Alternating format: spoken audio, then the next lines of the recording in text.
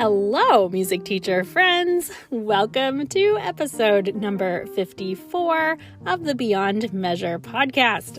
I am Christina Whitlock, here to serve as your anytime piano teacher friend. And today we are talking about policies that can save your studio teacher sanity, or at least those that save mine. I thought it only fitting to talk about a few of the policies that save my life these days, especially since we spent last week talking about making exceptions. So I am going to address 3 topics today, and these are currently ranking pretty high on my list of 0 exceptions, as in I do not mess with these 3 things. Y'all know that I love a disclaimer, so please remember this. My policies are exactly that. They are things that work for me. So the policies that I am addressing today are things that keep my life functioning for the best, but there are lots of you out there for whom these policies don't work. That's fine. As long as you are a happy studio teacher, it must be working for you. So great. I think it's a good idea this time of year to sit down with your studio policies and ask yourself my 2 favorite reflection questions. What is working and what is not? So, if you take nothing else away from today's episode, I would love to prompt you to consider which of your policies are really just saving your sanity right now, or at least which ones are working really well for you. So I will go first, since this is my podcast and all, but feel free to message me this week and tell me your sanity-saving studio policies. I love hearing how different things work for different people. It's one of my unique fascinations about our profession, so drop me a note. I'd love to hear from you. Okay, so without further delay, let's talk about policies that work abundantly well for me and my sanity. Number 1, I do not teach students that I go to church with, and I don't teach children of my friends. I just don't do it. I know there are a lot of you out there thinking that if you didn't teach kids from your church or from friends' families, that you wouldn't have any students. So again, this all boils down to what works for you. I know these relationships can coincide without that much trouble, but at the same time, it only takes one rotten situation to make you think differently, or at least that's been my experience. So on some level, I know it feels silly because, of course, me being me, I end up becoming friends with all of my studio families eventually. But there is something nice about knowing that our relationship began as this business arrangement, and we never have to worry about complicating a pre-existing friendship. Just like I talked about in our Money Talk episode, which is number 37, if you want to go back and check that out, every person you encounter has a different relationship with their money. What you do with your money is very likely different than what your neighbors do, or what your brother does, or what your friends do. Money is an emotional topic for many people, and personally, I just prefer not to cross that line with people that I already have an existing relationship with. It just works. But here's the thing. Looking back at last week's conversation about that slippery slope of exception making, if I made one exception to this rule, let's say I took on one kiddo from church whose family was really begging and pleading with me, that one exception negates the entire rule. I can no longer say that I do not take students from church or my friends once I've done it, right? Even just that one time. Of course, there have been many times that I have been very tempted to make an exception to that rule. But I will tell you this, the awkward situations that I have been spared by simply being able to say that I don't teach my friends' kids, or I don't teach members of my congregation, that has made the trade-off so worth it for me. It has saved me time and time again from awkward situations with students whose families would be, let's just say, not the right fit for my studio. To be fair, I've also missed out on some awesome students. So it's not that this policy comes without a trade-off. It definitely does. But in the end, it's all about figuring out what matters most to you. So maybe this principle applies to you, maybe it doesn't. But how can you make it useful for yourself? Well, why don't you take some time to decide if there are students that you do not want to teach? For example, not everyone is built to be a preschool music teacher. Not everyone desires to teach adult students. Maybe you have a large extended family and you need to decide that you are no longer teaching family members. Or maybe you only want to teach students from a certain school system so that everyone has identical breaks from school. I don't know, but I bet you know. So let's think about it and figure out how this might work for you.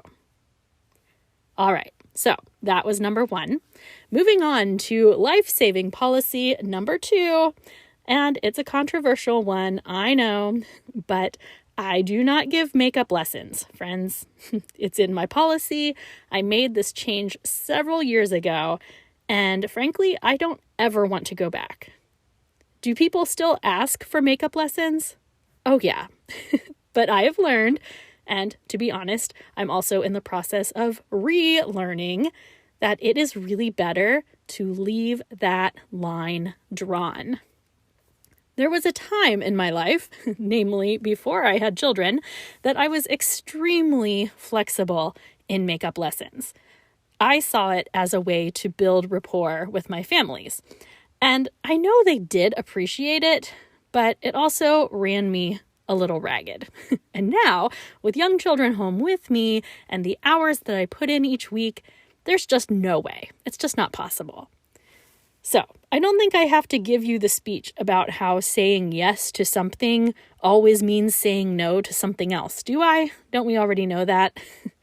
From a consumer perspective, it is tempting for our parents and studio families to think, oh, sure, she can teach me at 8 o'clock tomorrow night because she'll get my lesson time off today at 5:30, right? It all evens out. Well, we all know it's not an equal trade-off, right? At 5:30, I have a childcare plan in place that I don't have at 8 o'clock p.m., right? At 5:30, I am in the groove of teaching. At 8 o'clock, maybe I'm not. Plus, of course, that laughable question of the time off at 5:30, well, it never really works out to being free time, does it? Your previous student probably stays a couple minutes late. You check your inbox and send off a few quick replies. You blink your eyes a few times, and poof, your next student has arrived, right? Where was that break anyway? In case you're curious, I will tell you what I do instead, because I do want to respect the financial commitments families are making to my studio, 100%. So, if a student can't come for their lesson, and assuming a virtual option isn't going to solve the problem, I will use their lesson time to film a couple of short video lessons for them in place of their actual lesson. In return, they can send me practice videos via the Tonara app, or not, it doesn't really matter, because in the end, we're all getting further along in our week, and we're all happy campers. You may have noticed that earlier I mentioned that I am actually relearning the importance of this policy. And that is because, in all honesty, I got a little loosey-goosey on it over the past year or so. If I have any cancellations for the week, I will often offer them up to other students who had conflicts in the same week. Personally, I like that arrangement because in the end, I would always rather see my students than not see my students. But you know how this is. It's almost always the same families who end up having to cancel lessons. And little by little, I am realizing that those families are really coming to expect makeups again. And yes, they signed and agreed to a no makeup policy. And yes, I try to remind them every time that reschedules offered are done so as a courtesy only. But again, I'm starting to see that in those weeks where I cannot accommodate a reschedule, I am definitely sensing frustration on their end. And truly, I'm taking the blame on that one because I'm the one who has bent the rules too many times. You have to remember, friends, that we teach our clientele how to treat us. And if makeup lessons are not an option for you, like they aren't for me, we are all better off knowing exactly what to expect and not muddying the waters with those exceptions. It just leads to a confusing experience for everyone. Now, are there times to make an exception to a no makeup policy? Absolutely.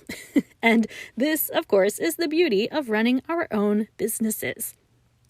We get to make those decisions for ourselves. And, of course, I should probably say that the last 2 years have definitely been a time for giving grace and possibly some exceptions. But if your exceptions ever start to become the norm, well, then, Houston, we have a problem. Long story short, if you don't have some really clear boundaries around makeup lessons and when and why and if you are going to offer them, it's probably time for some deep contemplation, friend. Okay, life-saving policy number 3. I don't teach on weekends. For some of you, that's a no-brainer. But for many of you, weekend teaching is something you do and maybe even something you really enjoy. I have several friends who swear by their Saturday lessons, saying that they are more laid back and maybe even more productive than their lessons that take place during the week. I can see that. But my brain needs a total break on the weekend. I taught Saturdays for many years, mostly in the days when I was in school or in those early married years when I was trying to slam myself with as many students as humanly possible. As I worked to phase those Saturday students out, I had a very long stretch of time when I only taught 2 students on Saturday morning. And maybe you've been here, but it is really easy to tell yourself, well, it's only an hour on Saturday morning. And in some cases, that's still worth it. Because sure, it is only 1 hour on Saturday morning. But we all know, actually, that that is an hour where, for instance, you have to be up and showered and dressed. It's an hour the house has to be somewhat picked up from your Friday evening pizza movie night. It's an hour you're putting off other weekend projects you have planned. Maybe that you would have started at 8, but since your students are showing up at 9, you end up just scrolling on your phone for an hour.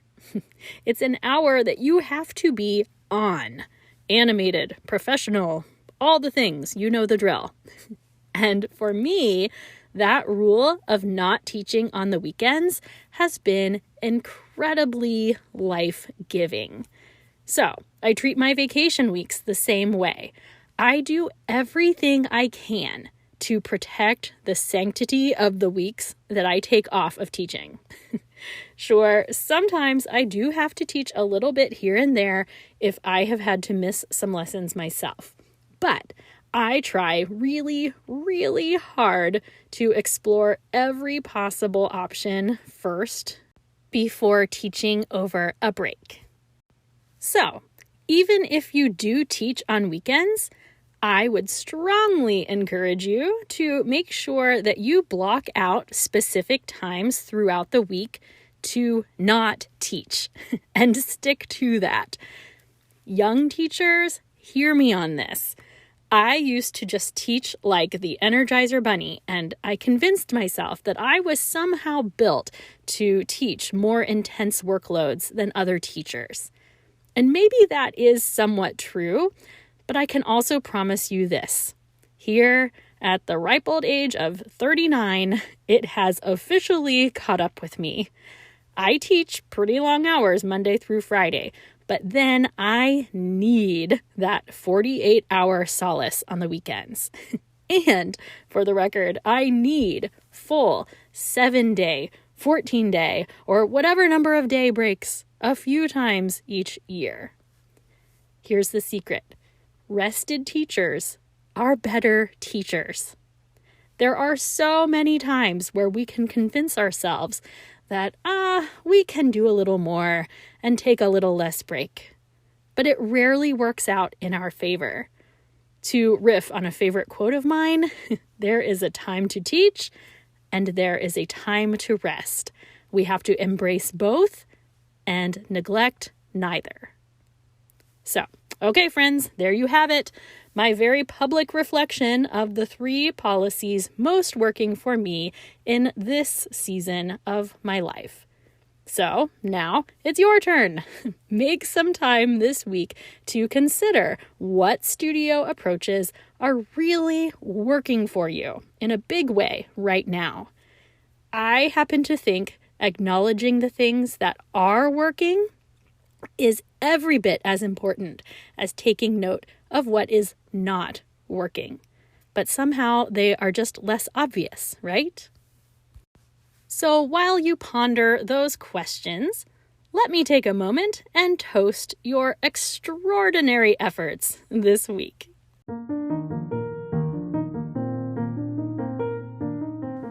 Music teacher friends of the world, today I am celebrating you for the many hats you wear.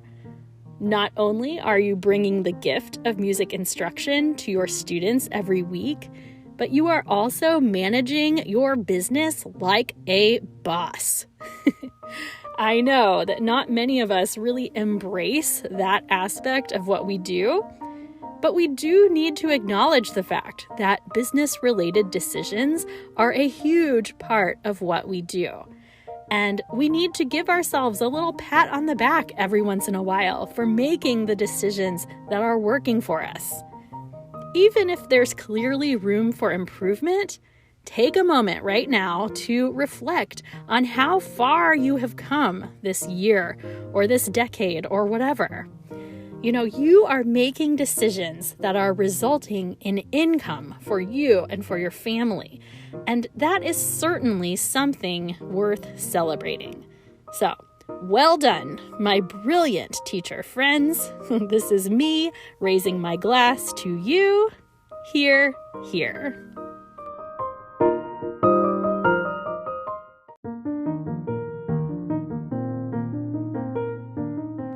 That's a wrap on episode number 54, friends. So, as always, thanks for being here and engaging in this little friendship that we have formed through the airwaves. You are always welcome to come find me on Instagram and Facebook. Just search up Beyond Measure Podcast. And if you have any sanity-saving policies you want to share with me, just for fun, feel free to email them to me at beyondmeasurepodcast@gmail.com. Keep shining bright, friends. This is your weekly reminder to work hard, rest well, and be nice. Thank you so much.